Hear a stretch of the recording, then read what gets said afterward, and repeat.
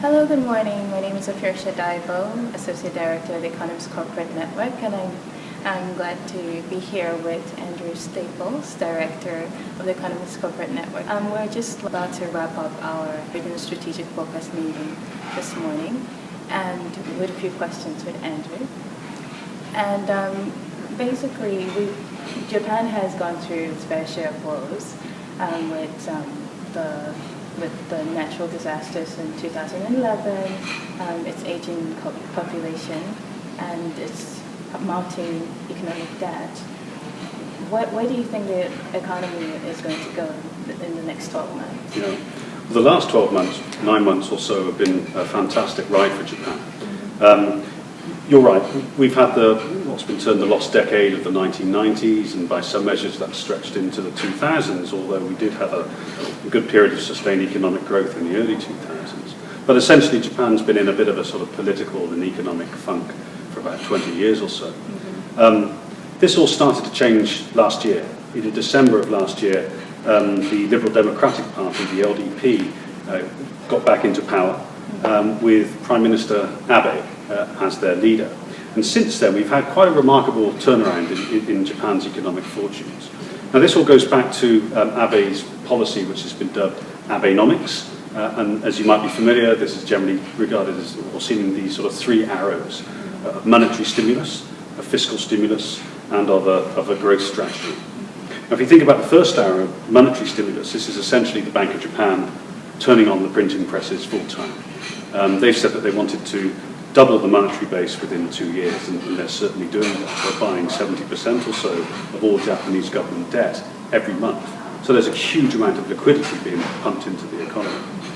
Second arrow is fiscal stimulus, and the government earlier on this year, in January, February of this year, came out with a big fiscal stimulus package, all designed to boost GDP growth by about 2%, add maybe 600,000 jobs to the economy.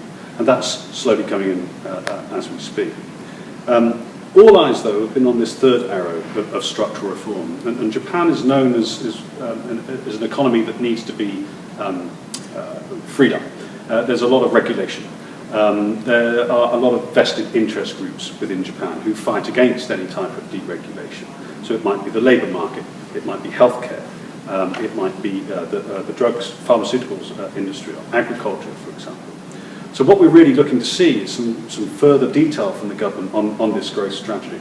There was an initial document published earlier this year, late May, early June, outlining what the government wanted to do, but it really failed to excite the market. And we saw the stock market, for example, come off a little bit from some of its highs. Not mainly, but partially because of this. So these next few months, in September and October, when Parliament comes back, we really need to start seeing some concrete measures around energy sector reform, around liberalisation of the labour markets, and of course we've got Japan's entry into TPP and those negotiations that are ongoing. So it's a very interesting time in Japan. Certainly the economy is in a far better shape than it was this time last year. It's growing. Yesterday, Q2 GDP figures revised upwards, and we're an annualized 3.6% growth for this year, which is fantastic when you think what Japan has underperformed over the past couple of decades. And certainly since it's been awarded the 2020 Olympic bid. Yes, indeed. This was great news. Perhaps 70% of the population was behind this bid. In previous bids, Japan had been criticised, or the Japanese population had been criticised for not getting behind it. But I think this really speaks to that sort of renewed sense of optimism in Japan today. So there's a great push behind it. Japan was awarded the Olympics for 2020, and this will also have a sort of fiscal stimulus impact as well. There's going to be a lot of building that's going to go on for the games themselves, but also in terms of infrastructure and commercial and residential properties as well. So that's going to be a real boost to the economy. And I think more importantly as well is this sort of aspect, or the internationalization of Japan aspect, of being open to foreigners, of being accessible to foreigners. And we've seen this as part of the growth strategy in terms of attracting in highly skilled foreign workers, keeping a lid on immigration, but certainly trying to attract in highly skilled foreign workers. Definitely due to demographics at the moment, it really needs more people. Exactly that. I mean, that's one of the reasons. We're never going to see large-scale immigration in Japan. Well, never say never, but it's politically a bit of a taboo subject at the moment.